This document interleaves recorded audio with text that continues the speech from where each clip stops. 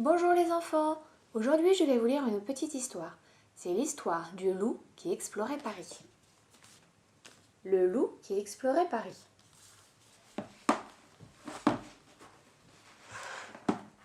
Il était une fois un loup qui n'aimait pas la ville, la circulation, les magasins. Cela l'incommodait au plus haut point. Il s'appelait Loup. Un jour, sa louve chérie lui dit « Je rêve de visiter Paris. Veux-tu y aller quelques jours avec moi ?»« Pourquoi partir si loin ?» répondit Loup. « Dans la forêt, on est si bien. » Le lendemain, Loup trouva une lettre dans sa boîte. « Cher Loup, si tu veux me revoir, retrouve-moi au cœur de Paris. Sinon, tant pis. Signé Louve. PS, les copains sont bienvenus. » Très embêté, Loup réunit ses amis. « Tu l'as vexé, s'énerva mademoiselle Yeti. Quel goujat tu fais ? Il faut partir immédiatement, s'écria Loup Blanc. Je m'occupe du camion, décida Valentin. Les autres préparaient le pique-nique et les bonbons. Tandis qu'ils étaient coincés dans les embouteillages, Loup relut la lettre. Le cœur de Paris. Je me demande où cela peut être. Le cœur de Paris, le cœur historique de Paris, c'est l'île de la Cité, répondit Maître Hibou. Et plus exactement, Notre-Dame de Paris, devina Gros Louis. C'est parti la compagnie, cria Valentin. Il actionna la touche propulsion et vzz, le camion fit un bond par-dessus les bouchons. Une fois garés, les loups continuèrent à pied jusqu'à l'île de la Cité. Ce qu'ils découvrirent les laissa catastrophés. « Mais qu'est-il arrivé à Notre-Dame » murmura Maître Hibou. « Il y a eu un terrible incendie, » répondit un policier. « L'accès à la cathédrale est interdit. »« Cela veut dire que Louve ne nous attend pas ici, dit Loup. »« Je le savais !» s'exclama Titi. « Pour moi, le cœur de Paris, c'est la tour Eiffel, les amis. Et si on y allait en bateau-mouche ?» Enchantés de l'aubaine, les amis embarquèrent sur la Seine. Ils purent admirer le musée du Louvre, les Invalides, le musée d'Orsay, le Grand Palais. « Comme c'est beau !» répétait Loup Blanc ébloui. « Et tu n'as encore rien vu !» fit Maître Hibou. « Dans ces musées, il y a 1001 trésors. »« Tour Eiffel en vue !» cria alors Valentin. « C'est mon monument préféré, dit Titi émerveillé. J'ai toujours rêvé de l'escalader. Louve est là-haut, vous verrez. » Au pied de la tour Eiffel, la queue de touristes était interminable. « On n'y arrivera jamais, gémit Loup. « C'est sans compter sans moi, mon petit gars. » sourit Titi. Et une ni deux, et ni une ni deux, elle chargea Loup sur son dos et s'élança à la conquête de la Dame de Fer. Au sommet, la vue était époustouflante de beauté. Loup sentit son cœur se serrer. « J'aurais tellement aimé partager cela avec Louve, murmura-t-il, mais j'ai refusé de l'emmener. Et maintenant, qui sait où elle est ? Pas ici, en tout cas. Nous avons tout fouillé. » La tête basse, Loup et demoiselle Yeti retrouvèrent le reste de la troupe. « Si vous voulez retrouver Louve, arrêtez de vous lamenter et suivez-moi, » les secoua Alfred. « Le cœur de Paris, moi, je sais où c'est. » Alfred partit au pas de course, suivi par Loup, Valentin, Joshua, Loup Blanc, Gros Louis, Maître Hibou et demoiselle Yeti. À bout de souffle, les amis abandonnèrent les uns après les autres.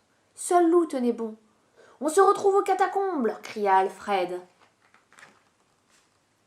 Une fois sur place, Alfred expliqua. « Les catacombes sont d'anciennes carrières. Il est là le cœur de Paris, sous terre. »« Mais pourquoi veux-tu que Louve soit là-dedans ?» s'étonna Loup. « Parce que c'est une aventurière !» répliqua Alfred. Les deux compères descendirent des dizaines de marches et ils empruntèrent un tunnel, puis deux, puis trois. Soudain, les dents de Loup se mirent à jouer des castagnettes. Les murs de la galerie étaient couverts d'eau et de squelettes. Les loups marchaient depuis une éternité quand une voix glaçante perça l'obscurité. « Bienvenue dans l'empire de la mort !» « Au secours, un revenant !» hurla Loup en paniquant. « Eh, tranquille, les gars, c'était une blague !» rigola la voix. « Je m'appelle Gilles. Un crocodile !» hurla Alfred à son tour. « Vous ne craignez rien. Je suis végétarien, les rassura le reptile.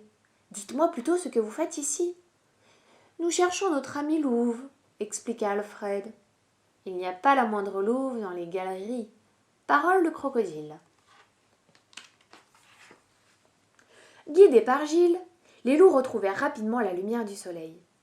Alors, cria Loup Blanc les apercevant, avez-vous retrouvé Louve? Hélas, non, soupira Loup.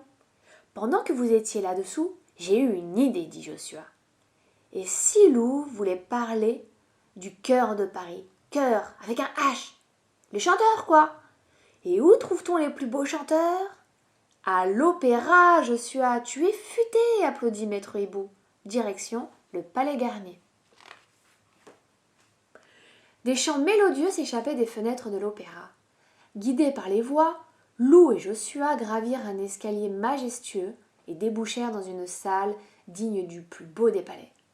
Sur la scène, une silhouette encapuchonnée les observait. « Louve! Louve !» hurla Loup, fou de joie. « C'est moi, je suis là !» À ces mots, la silhouette s'évapora. « Vous avez rencontré le fantôme de l'opéra !» s'émerveilla Maître Hibou. « On raconte que... » « Je me moque de ce qu'on raconte, explosa Loup. Je veux retrouver Louve, c'est tout. Loup s'assit sur un banc pour réfléchir. Autour de lui, ses amis se disputaient. Si vous voulez mon avis, dit Valentin, le cœur de Paris, c'est les Champs-Élysées. Ne dit-on pas que c'est la plus belle avenue du monde, le centre de la mode et du luxe? Nous ne sommes pas là pour faire les magasins, le rabroua Joshua, mais pour trouver Louve. Et si le cœur de Paris, c'était le Louvre, finalement, marmonna Maître Hibou. C'est un des plus grands musées, un sacré beau musée au cœur de Paris.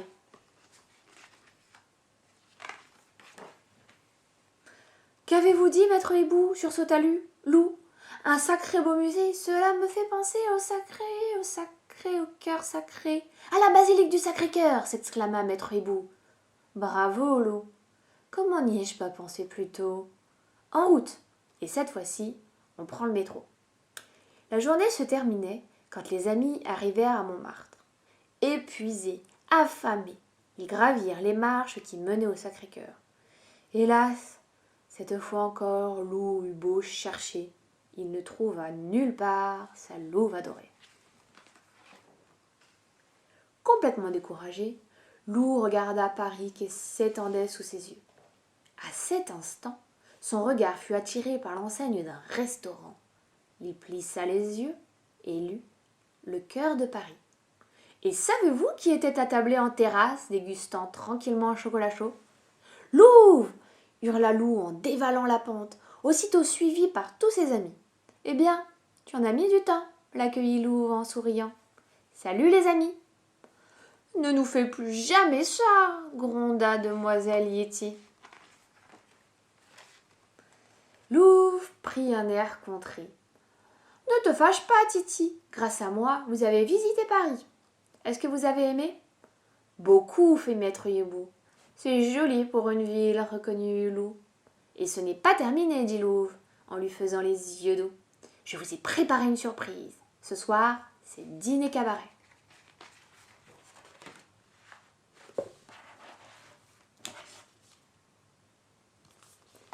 Voilà, j'espère que ça vous a plu.